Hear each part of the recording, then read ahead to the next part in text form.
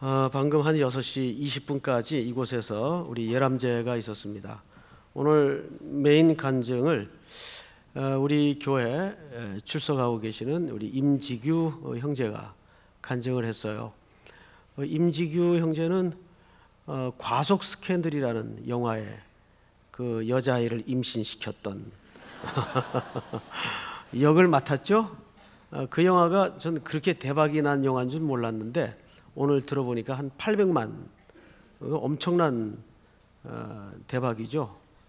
800만 정도가 봤다는 영화인데, 이제 문제는 그 꼬마와 여자아이와 차태현 씨는 대박이 나서 하이마트 광고도 찍고 했는데 자기는 잊혀지더라.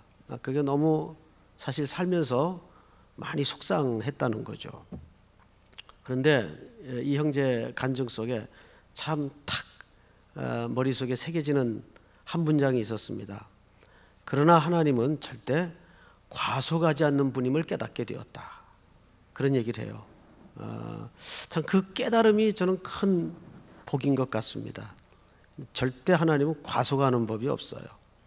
규정 속도로 하나님의 목적지를 향해서 뚜벅뚜벅 가시는 분이심을 믿습니다. 이 시간이라는 무대에 하나님은 하나님의 그림들을 일관되게 펼쳐가세요. 이때 우리에게 정말 필요한 태도는 뭘까요? 그분의 그림이 드러나도록 우리가 앞서지 말고 기다리는 거죠. 절대 하나님은 과속하지 않는 하나님이십니다. 오늘 제목이 3번의 기름 부음이에요. 제일 먼저 어디서 기름 부음을 받았죠? 이새의 집에서. 또 그 현장에도 다윗은 없었죠. 저 멀리 아버지 심부름으로 들에서 양떼를 치고 있었습니다. 그러나 사무엘의 눈에 들어온 아들들은 크고 멋지긴 했는데 하나님의 택한 자가 없었어요. 그래서 그 말째가 오기까지 내가 음식을 먹지 않겠다. 기억나시죠? 해서 그 말째가 문에 조그마한 소년이 들어오는데 눈이 빼어나고 하나님이 택한 자임을 알게 되었습니다. 그래서 그때 그 목동 다윗에게 암시적인 예표적 기름을 붓죠. 그리고 두 번째는 통합 왕은 아니지만 헤브론에서 시글락에서 돌아온 다윗에게 헤브론에서 기름을 붓습니다. 그리고 이제 오늘 사무엘하 5장에서 3번째 기름 부음이 이루어집니다. 우리 그 현장을 좀 볼까요? 이스라엘 모든 지파가 헤브론에 이르러 다윗에게 나와 이르되 보소서 우리는 왕의 한 고륙이니이다. 이스라엘 모든 지파는 사실 북쪽 이스라엘 사람들을 얘기하죠. 이 사람들은 지금 실권자들이 다 앞장에서 제거가 되고 피차 물고 또 물리는 그 피해 살인극이 일어나면서 정리가 됩니다. 여기에 1절 다윗은 한 칼도 개입을 하지 않아요. 그러나 그들이 저지른 결과를 다윗이 그냥 거의 공짜로 받아들게 됩니다. 이렇게 해서 이제 이스라엘은 말하자면 권력의 공백 기간에 이르게 되죠. 그리고 그들은 스스로 지금 다윗에게로 와서 자기들의 왕이 되어줄 것을 요구하고 있습니다.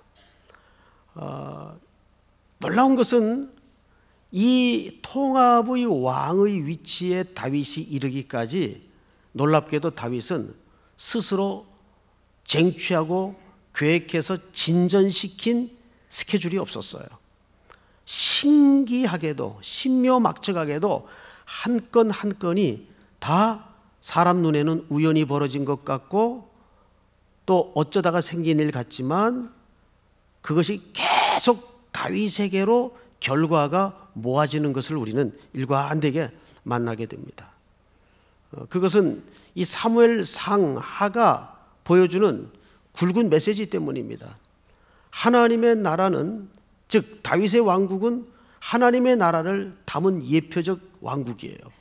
그 하나님의 나라를 상징으로 담은 다윗의 왕국은 인간의 칼로, 무력으로 쟁취하고 만드는 나라가 아니라 하나님이 주셔서 받는 나라이어야 한다는 것을 이렇게 설명하는 겁니다. 그래서 이스라엘 왕들이 지금 스스로 다윗에게로 찾아왔어요. 그리고 이렇게 얘기하죠. 상당한 친근감을 표시합니다. 우리는 왕과 실질적으로 한 고륙입니다. 이제 유화 제스처를 쓰는 거죠. 2절을 보세요. 전에 곧 사울이 우리의 왕이 되었을 때에도 이스라엘을 거느려 출입하게 하신 분은 왕이시었고 여호와께서도 왕에게 말씀하시기를 내가 내 백성 이스라엘의 목자가 되며 내가 이스라엘의 주권자가 되리라 하셨나이다 하니라. 이스라엘 장로들이 다윗에게 찾아와서 다윗이 왕이 되어야 되는 그 신학적 근거를 제시하고 있습니다. 근데 그 신학적 근거 중에 이런 얘기를 해요. 놀랍게도 여호와께서도 왕에게 말씀하시기를 내가 내 백성 이스라엘의 뭐가 돼야 돼요? 목자. 여러분, 방금 다윗이 3번에 걸쳐 기름 부음을 받는 장면을 짧게 설명을 드렸죠. 제일 먼저 기름 부음을 받을 때 그는 어디에 있었나요? 양을 치고 있었어요. 즉 한 가정에 목자 생활을 하고 있었어요. 근데 성경이 분명히 뭐라고 소개를 하는가 하면 네가 작은 것에 충성했을 때 큰 것으로 맡기겠다. 네가 작은 일에 충성하였으니 큰 것에도 충성하리라. 여러분,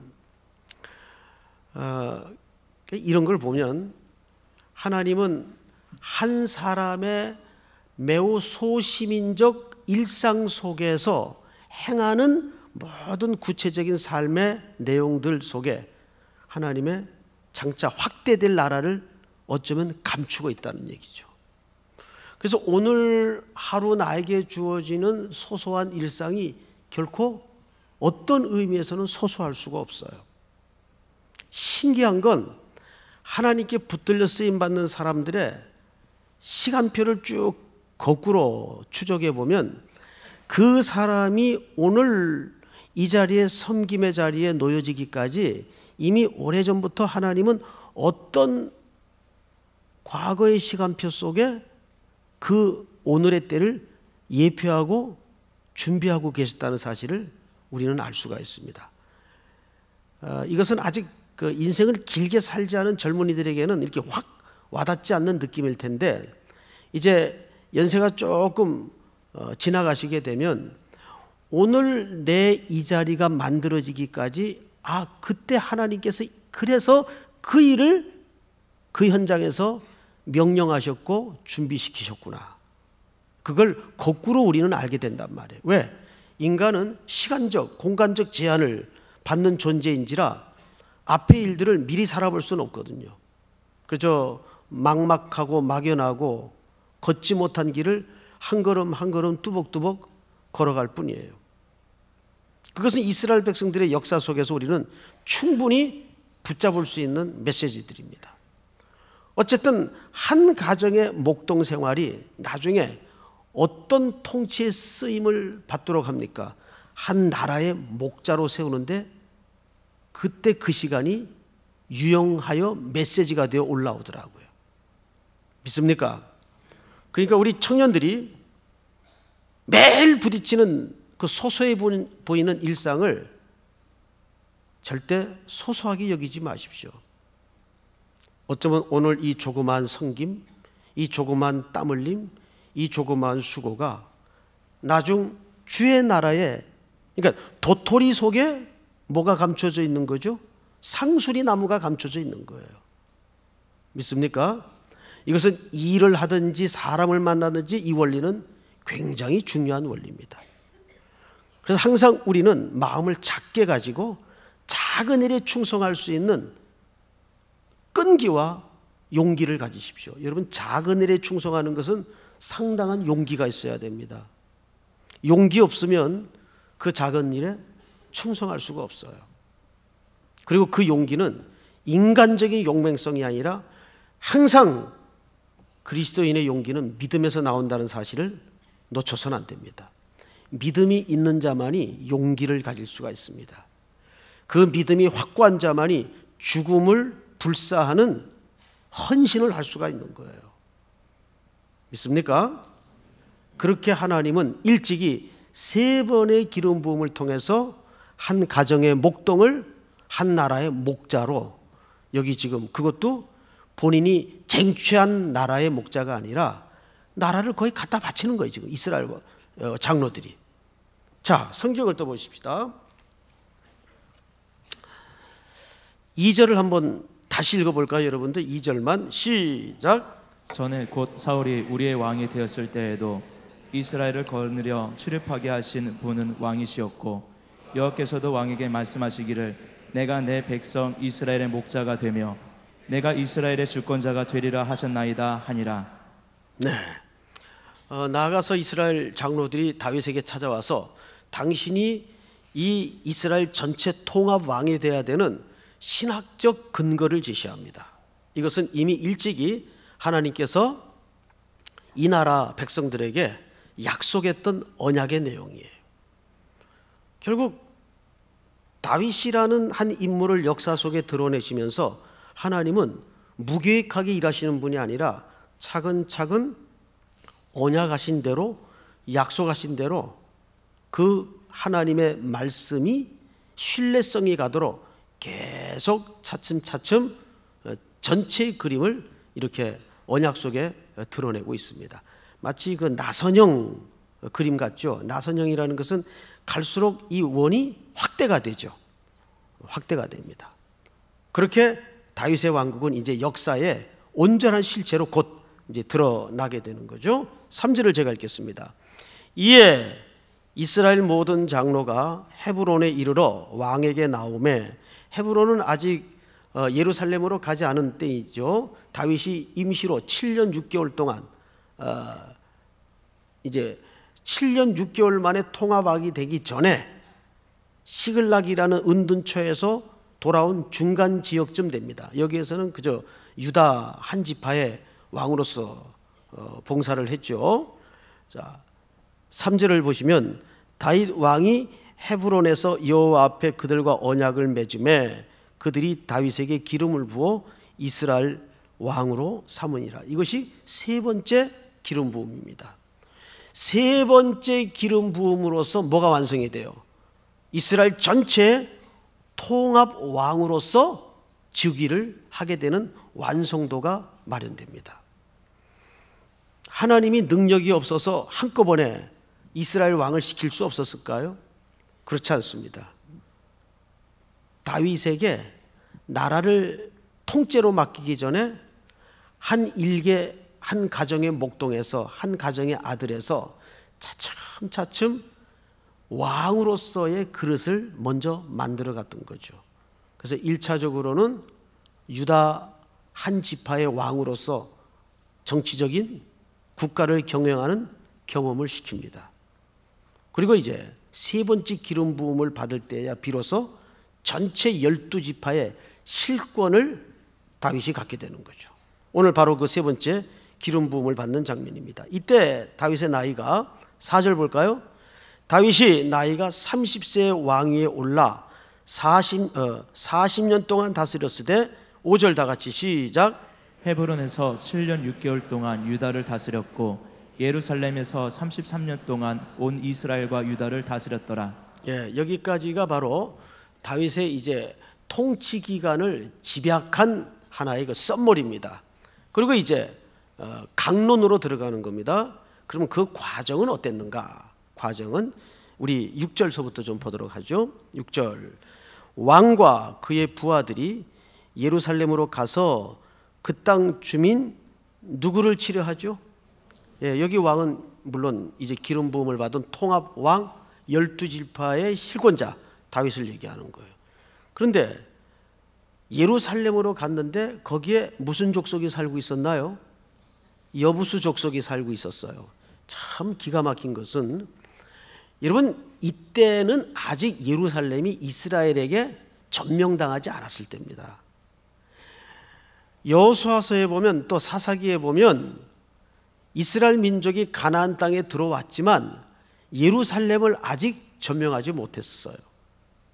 근데 그 예루살렘을 결국은 누가 마지막에 점령하게, 하나님께서 이렇게 활용정점이라 그러죠. 그림을 다 그리고 난 다음에 그 그림이 종이에서 살아나오도록 눈에다가 점을 찍죠. 그 역할을 지금 누구를 위해 남겨두었던 겁니까? 다윗을 위해 남겨두었던 거예요. 이 하나님의 참 기막힌 섭리가 감춰져 있습니다. 여기 여부스는 예루살렘 지역을 점령해서 살고 있던 가나안 족속입니다. 그런데 성경의 역사를 뒤져보면 창세기부터 차근차근 이 족속에 대한 전력을 뒤져보면 여부스는 누구의 아들인가 하면 함의 후손입니다. 노아의 아들들 중에 가나안, 그 가나안이 바로 함의 아들입니다. 그리고 여부스는 바로 그 가나안의 후손이 되죠. 우리 성경을 좀 찾아보십시다. 제가 말로 하면 늘 이렇게 표정이 안 믿어요. 창세기 10장, 창세기 10장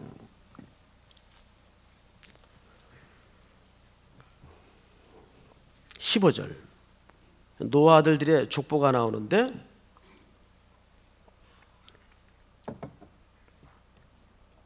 자, 우리 10장을 열어놓고 1절을 제가 좀 읽겠습니다. 노아의 아들 셈, 함, 야벳, 이렇게 족보가 이제 소개가 됩니다. 그 중에 가나안은 함의 후손인데 15절을 보세요. 가나안은 장자 시돈과 헷을 낳고 또 여부스 족속과 아모리 족속과 기르가스 족속, 이 사람들이 전부 가나안을 다스리던 가나안 족속이 됩니다.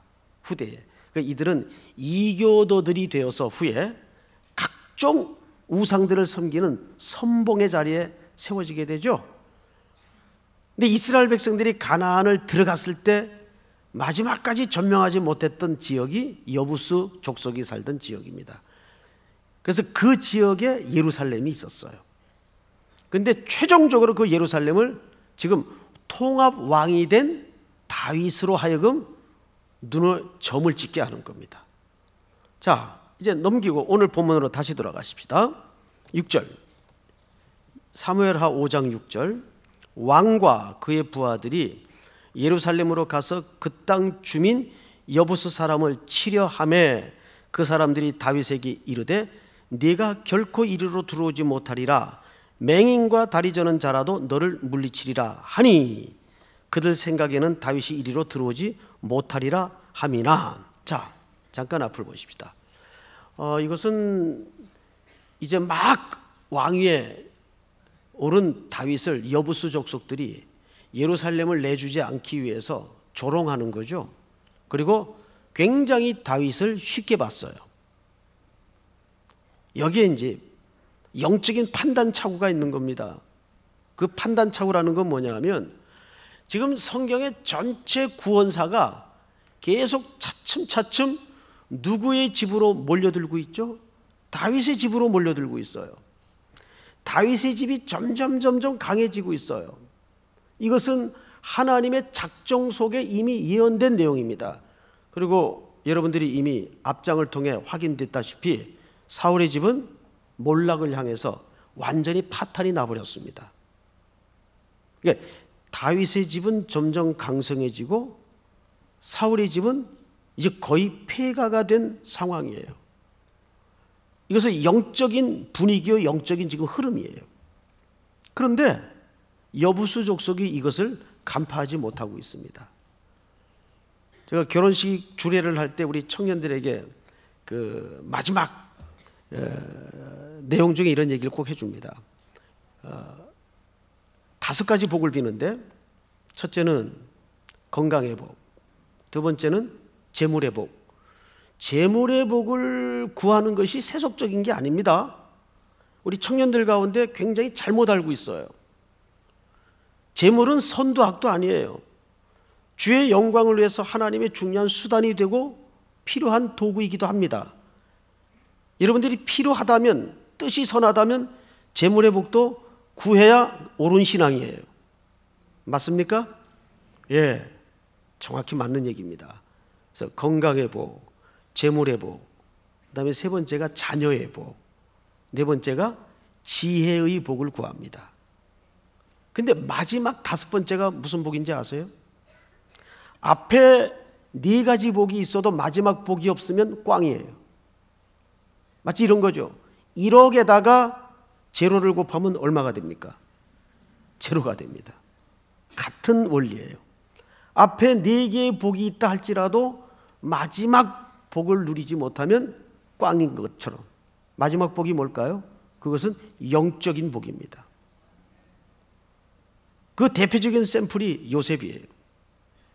하나님이 역사 속에 요셉을 이렇게 세워서 한 시대를 구원하시고 그리스도의 예표적 그림자로 역사 속에 표지판으로 세우겠다고 작정했을 때는 전 역사와 한 국가가 달려들어도 요셉을 하나 감당을 못해요.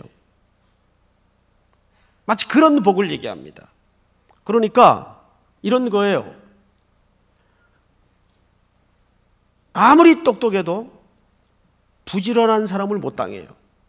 아무리 부지런해도 운 좋은 놈을 못 당해요. 그냥 아무리 운이 좋아도 은혜 받은 사람은 못 당해요. 저는 확실히 믿습니다. 근데 아멘 소리가 왜 이래요? 여러분 확실히 믿으시기 바랍니다. 지금 하나님께서는 다윗의 집을 강성케 하기로 작정했어요. 그리고 지금 시대가 다윗의 가계를 향해서 지금 다 모여들고 있어요. 근데 거기에다 대고 여부수 족속이 예루살렘 안 뺏기려고 야, 맹인도 다리 저는 자도 그 몸이 어려운 장애인들을 빗대가면서 너를 막을 수 있겠다 조롱을 한 겁니다. 그래서 다윗이 성경을 보십시다. 7절 다윗이 시온 산성을 빼앗으니 이는 다윗성이더라. 8절 다 같이 시작. 그날에 다윗이 이르기를 누구든지 여부수 사람을 치거든 물 깃는 대로 올라가서 다윗의 마음에 미워하는 다리 저는 사람과 맹인을 치라 하였으므로 속담이 되어 이르기를 맹인과 다리 저는 사람은 집에 들어오지 못하리라 하더라. 예, 이 본문에 대해서 또 오해를 많이 하는 분들이 계세요. 여러분 다윗은 최고의 군사 전략가입니다. 지금 여부수 족속을 치는데 어디를 향해 공격을 하냐면 이 예루살렘은 높은 고지에 올라앉아 있어요. 그래서 천혜의 요새입니다. 누구든지 쉽게 함락할 수가 없어요. 그래서 여부수 사람들의 입장에서는 이런 조롱을 사실 해도 이게 이상한 조롱이 아니에요. 야, 여기가 지금 어디라고 너희 같은 정도면 안 못 보는 이들도 다리 저는 사람도 너희들을 물리칠 수 있을 거다. 이렇게 자기들의 천혜의 요새를 근거로 안심하고 다윗의 군대를 조롱했습니다. 그런데 하나님은 이미 이 성을 다윗에게 주기로 계획하고 계셨어요. 그런데 계획을 했다고 전쟁 안 하면 저절로 얻어지는 건가요? 아니죠. 하나님이 계획을 하셨지만 거기에 과정 속에 우리는 마땅히 값을 치러야 되고 순종을 해야 될 책임이 있는 거예요. 다윗이 어디로 올라가냐 하면 이 사람들이 물 길른 입구가 있습니다. 그것은 간헐천인데 밑에서 솟아나는 물이에요. 거기에서 솟아나는 물을 높은 고지로 끌어올려서 이들이 먹고 삽니다. 물이 아주 귀한 곳이 또 예루살렘입니다. 근데 그 수로를 타고 올라갑니다. 수로를 타고 올라가서 이 여부수 족속을 함락을 해버리고 말죠. 자, 그리고 나서 결과가 이렇게 됩니다. 9절 다윗이 그 산성에 살면서 다윗성이라 이름하고 다윗이 밀로에서부터 안으로 성을 둘러 쌓으니라. 만군의 하나님 여호와께서 함께 계시니 다윗이 점점 어떻게 하여 가니라? 강성하여 가니라. 자, 이 강성하여 가는 것은 일찍이 성경 곳곳에 하나님께서 암시했던 내용들이에요. 다윗의 집은 강해질 것이고 사울의 집은 쇠약해질 것이다. 근데 그 사이사이에 철저하게도 우리가 눈여겨보면 다윗의 그 언약을 따른 순종이 있었어요. 자, 그리고 그 다음 성경에 엉뚱한 장면이 삽입되어 있습니다. 두로 왕이 갑자기 등장을 해요. 11절, 두로 왕 히람이 다윗에게 사절들과 백향목과 목수와 석수를 보내매 그들이 다윗을 위하여 집을 지으니. 12절 다 같이 시작. 다윗이 여호와께서 자기를 세우사 이스라엘 왕으로 삼으신 것과 그의 백성 이스라엘을 위하여 그 나라를 높이신 것을 알았더라. 네, 그러니까 두로 왕은 굉장히 눈치가 빠른 사람이었어요. 새로 이스라엘 12지파의 통합 왕이 된 다윗의 집이 점점 강성해 가는 걸 보고 알아서 바쳤습니다. 그래서 목공, 석수 동원해서 다윗에게 찾아와 사절단을 통해서 무슨 제안을 하냐 하면 우리가 왕의 집을 지어드리겠습니다. 제안을 한 거예요. 그러니까 이것은 실질적으로 굴복을 하고 들어온 겁니다. 혹 있을 수 있는 새로운 전쟁을 미리 막은 거죠. 관계 개선을 한 거죠. 그런데 이 두로 지역은 어마어마한 기라성 같은 나무들이 제일 많이 생산이 되는 현장입니다. 그래서 여긴 좋은 나무들이 생산이 되고 벌목이 돼서 그것을 잘라내면 물에다 띄워요. 이게 흘러서 이스라엘 땅까지 도착하곤 합니다. 어마어마한 나무들의 원산지예요. 그리고 각종 물품들이 무역으로 거래되는 아주 발전된 나라 중에 하나입니다. 그런데 그 히람 왕이, 두로의 히람 왕이 다윗의 집을 지어주겠다고 제안을 하게 되는 거예요. 자, 이제 우리가 종합적인 그림을 한번 스케치를 해보십시다. 그를 조롱하는 적들이 다윗을 꺾지 못해요. 그리고 모든 나라들이 스스로 다윗 앞에 지금 받쳐지기 시작합니다. 그리고 모든 돌아가는 정황이 계속 다윗에게로 시대와 역사는 집중이 됩니다. 이 정도면 사람이 사실 뭐 하기가 쉽습니까? 변질되기가 쉽죠. 사람이 성공을 하고 힘이 생기는 것도 중요하지만은 그 성공을 하고 힘이 생긴 것을 선하게 관점을 유지하는 것도 못지않게 중요합니다. 여기 11절에 보면 다윗이 이런 고백을 속내 드러내죠. 12절 제가 읽겠습니다. 다윗이 여호와께서 자기를 세우사 이스라엘 왕으로 삼으신 것과 그의 백성 이스라엘을 위하여 그 나라를 높이신 것을 어떻게 했더라? 알았더라. 이걸 알지 못할 때 뭐라 그래요? 알지 못할 때 배은 망덕이라 그래요. 알지 못할 때. 근데 이 간단한 차이가 인생을 무너뜨리기도 하고 세우기도 합니다. 사람도 그래요. 사람도 참 이렇게 꾸준히 도와줬던 후배인데 또는 제자인데 나중에 컸어요. 커가지고 이렇게 뭐 흘러들어온 소문이나 또 간접적으로 내용들을 들어보면 저 잘나서 큰 줄 알고 막 고개 들고 누가 나 좀 안 알아주나 이러고 나대는 사람들을 보면 화가 나는 건 사실 없고 아슬아슬해요. 불안해요. 그리고 딱해요. 저러다 큰일 나는데. 성경은 일관되게 교만은 뭐의 선봉이에요? 패망의 선봉이에요. 왜 교만이 패망의 선봉일까요? 교만은 정확하게 하나님께 돌아가야 될 영광을 가로채는 행위입니다. 우리는 만 가지가 그분의 덕인 줄 알고 살아야 그게 정확한 인생살이 방법이에요. 믿습니까? 여러분들이 좀 잘 나가게 됐습니까? 좀 만지게 됐습니까? 좀 고지에 올라서 떳떳하게 됐습니까? 자랑할 거 없어요. 누구의 은혜입니까? 하나님의 은혜예요. 하나님 덕이에요. 그것만 잊지 않는다면 절대 실패하지 않습니다. 그런데 늘 인간은 그걸 잊어버리고 살아요. 이게 우리 속에 아주 깊숙이 뿌리 내린 악한 태도입니다. 교만입니다. 하나님이 그것을 가장 싫어해요. 결국 사울의 삶의 방식은 뭐예요?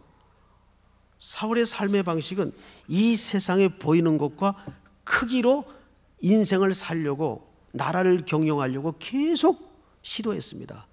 다윗 물론 무너져요. 실수할 때 많았어요. 말도 못하게 많았어요. 그래도 사울과 달랐던 분명한 한 가지는 뭐냐 하면 엎어져도 십자가 앞으로 고꾸라졌다는 겁니다.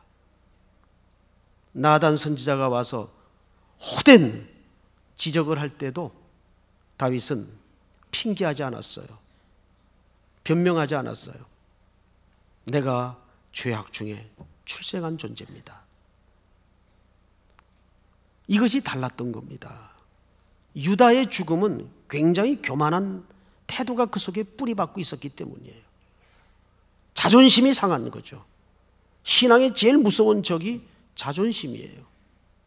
자존심의 시작이 하나님께로부터 독립하려는 시도를 갖게 만들었던 겁니다. 다윗은 한 가지 달랐던 것은 고꾸라져도 십자가 앞으로 고꾸라진 거예요. 그래서 우리는 불쌍히 여김을 받는 존재로 설 때만이 가장 하나님의 시선에 아름답게 보여지도록 설계한 존재인 것을 잊어서는 안 돼요. 다윗은 그가 잘 나갈 수밖에 없고 지금 환경 모두가 가장 정점을 향해서 정점을 찍기 위해서 나아가고 있는 와중에도 이게 하나님의 작품인 걸 그가 속내에 확인하게 되는 겁니다. 아, 이게 하나님이 하시는 일인 줄로 알았다면 여기 자랑할 일이 없어요. 십자가 외에는 자랑할 게 없어요. 믿습니까? 주님의 은혜였구나. 주님이 하신 일이었구나. 이거를 우리가 계속 말을 해야 돼요. 말을. 자, 맞아 보십시다. 여기 또 하나의 사건이 등장을 하는데 17절. 이제 블레셋이 공격을 해옵니다. 정권이 바뀐 혼란기를 타서 가능한 일이겠죠? 자, 17절 시작. 이스라엘이 다윗에게 기름을 부어 이스라엘 왕으로 삼았다 함을 블레셋 사람들이 듣고 블레셋 사람들이 다윗을 찾으러 다 올라오매 다윗이 듣고 요새로 나가니라. 블레셋 사람들이 이미 이르러 르바임 골짜기에 가득한지라. 시작. 다윗이 여호와께 여짜오 이르되 내가 블레셋 사람에게로 올라가리이까 여호와께서 그들을 내 손에 넘기시겠나이까 하니 여호와께서 다윗에게 말씀하시되 올라가라 내가 반드시 블레셋 사람을 내 손에 넘기리라 하신지라. 아멘. 항상 제가 철야 때도 우리 청년들에게 성도들에게 그런 말씀을 자주 하는데 뻔한 걸 기도할 수 있을 때 그게 진짜 신앙이라고 말씀을 드렸습니다. 무슨 말인지 이해하시죠? 그 기도 하나만 뭐 이런 걸 기도하냐 할 수 있는 내용을 그것이라도 기도할 수 있을 때 그게 진짜 기도하는 사람이에요. 우리는 보통 뻔한 걸 기도 안 해요. 이미 우리가 봐도 합리적인 상황은 기도를 안 해요. 아니요, 그렇지 않아요. 잊지 마세요.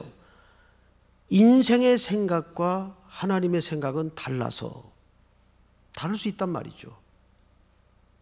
늘 하나님이 우리에게 승리로운 모습으로만 인생을 설계하신 건 아니에요. 하나님은 이 구원의 경영을 만드시는 작가십니다.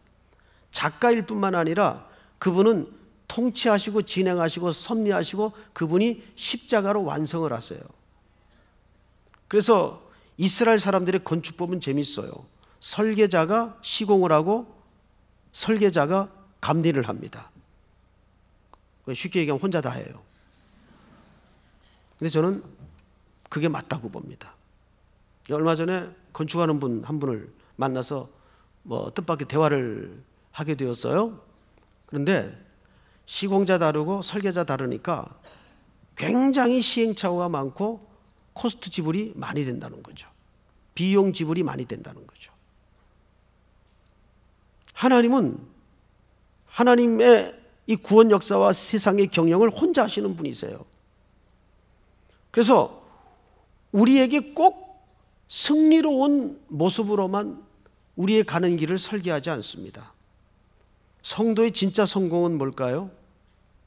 하나님이 살라 하신 그 위치에서 그 역할 묵묵히 순종하다가 소임을 마치는 것이 진짜 성공입니다. 그런데 항상 우리는 목회자들까지도 크기 싸움에 항상 매달리죠. 누구 배가 더 큰가? 그게 교회 안에 나도 모르게 들어와 있는 세속적 사고 때문입니다. 그래서 한국 교회에 나누어지는 흘러나가고 있는 이 모든 복음이 이게 병들었다는 얘기가 틀린 말이 절대 아니에요. 은연중 주의 영광을 말하고 성경으로 얘기하지만 결론은 항상 세상적인 성공으로 끝나는 경우가 많아요. 그것이 정말 성경에서 약속하고 가리키는 복음의 목적이라면 기독교는 십자가를 설명할 수가 없습니다. 그 당시 가장 실패한 자리요, 가장 저주받은 자리이기 때문이죠. 어떻게 십자가를 설명하겠습니까? 그래서 다윗은 묻는 거예요. 이 뻔한 전쟁을 앞에 두고도 하나님, 이 전쟁 합니까? 나가야 됩니까? 묻는 거죠. 그런데 이 전쟁이 한 번이 아니 두 번이에요. 그 다음 절을 볼까요? 몇 절을 보시냐면 22절. 블레셋 사람들이 다시 올라와서 같은 장소죠. 르바임 골짜기에 가득한지라. 23절 시작. 다윗이 여호와께 여쭈니 이르시되 올라가지 말고 그들 뒤로 돌아서 뽕나무 숲을 맞은편에서 그들을 기습하되. 앞의 방법과 전쟁의 지시 내용이 틀려요.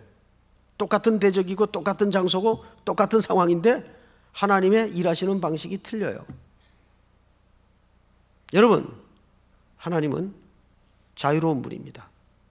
우리의 좁으로운 인간의 두뇌의 경험 속에 하나님의 역사를 가두지 마십시오. 하나님은 자유로운 분이에요.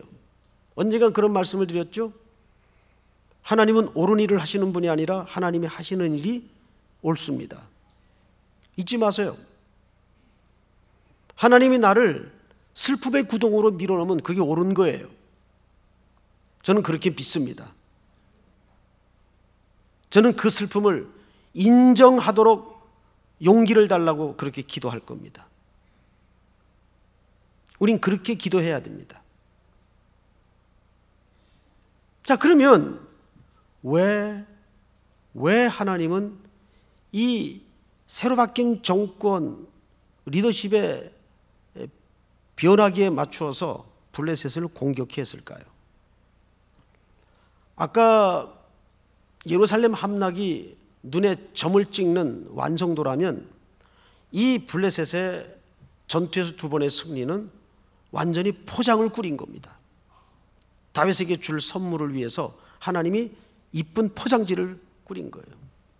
우리 사무엘하 공부를 쭉 또 상까지 넓혀서 뒤져보면 블레셋과의 기억이 좋은 게 없어요.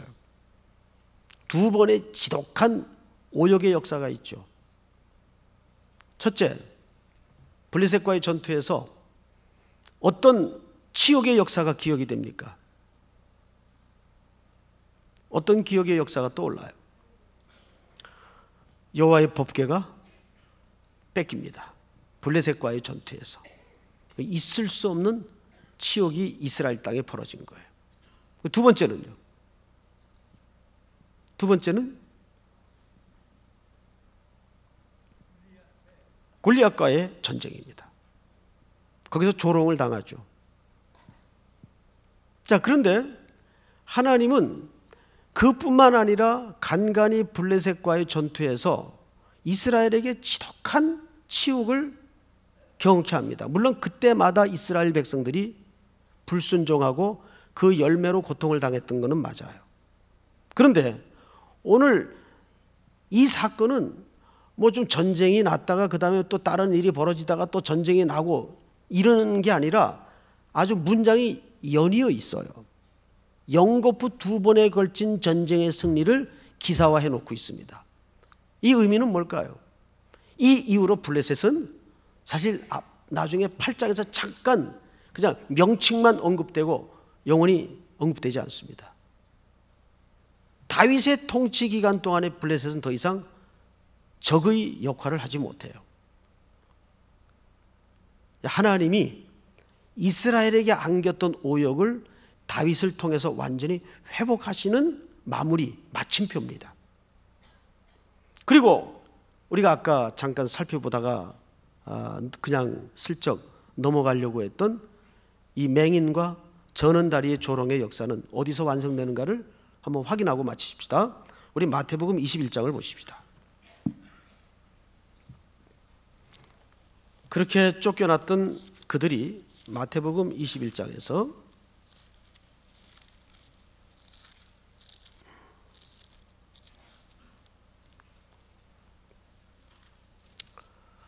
13절 한번 같이 읽어볼까요? 13절 시작. 그들에게 이르시되 기록된 바 내 집은 기도하는 집이라 일컬음을 받으리라 하였거늘 너희는 강도의 소굴을 만드는 도다 하시니라. 맹인과 저는 자들이 성전에서 예수께 나오매 고쳐 주시니. 할렐루야. 아멘. 누가 고치신 거예요? 우리 예수님이 고치셨어요. 다윗이 누구의 예표입니까? 예수 그리스도의 예표입니다. 그 당시 여부수 사람들의 조롱대로라면 그 조롱에 언급된 이 부류의 사람들은 말 그대로 다윗 손에 쫓겨나고 죽어야 마땅해요. 여부수 사람들의 조롱대로라면. 그런데 자비와 긍휼이 무궁하신 하나님께서 아침마다 새로운 인자를 더하셔서 이 누군가의 도움 없이는 이 땅에 생존이 불가능한 이들을 성전으로 맞아주시고 이들을 완전히 고쳐서 나중에는 요나단의 아들 무비보셋이 누구죠? 2다리를 절었던 사람이에요. 도망가다가 유모가 떨어뜨려서, 근데 그가 나중에는 누구의 상에 한 식구로 대접받고 먹고 삽니까? 다윗의 상에. 시편 그림에서 그 완성의 모습을 보여주지 않습니까? 원수의 목전에서 내게 상을 베푸시고. 그 테이블을 얘기합니다. 한 가족으로 초대한다는 히브리적 관습적 표현이에요. 하나님의 구속의 완성은 항상 우리를 풍성하게 결말을 맺게 하십니다. 그리고 우리를 하나님의 자녀로 가족으로 안아주시고 맞아주십니다. 이것이 오늘 5장에서 나타난 다윗의 집을 향하여 점점점 기운과 영적인 힘이 모아지고 있는 그림을 보여주면서 그 안에 겸손하게 그 모든 영광을 하나님의 것으로 인정하는 다윗을 우리에게 보여주고 있습니다. 힘 있을 때, 가장 우리는 위험할 때입니다. 그 역시 다윗은 하나님의 은혜를 입은 자입니다. 은혜 없이 설 수 없는 게 우리 성도들의 나그네 길이에요. 이제 내일부터 한 주간 우리는 동원하는 특별 새벽기도가 아니라 자발적으로 나오는 특별 새벽기도가 되어서 강조하지 않겠어요. 제가 나오라는 얘기를 절대 안 합니다. 이 한 주간 주님과 깊은 잃어버렸던 기도의 골방을 반드시 회복하는, 이거는 제가 다른 얘기를 하는 거예요. 반드시 회복하는 고난주간 특별한 새벽이 되기를 축복합니다. 일어나십시다.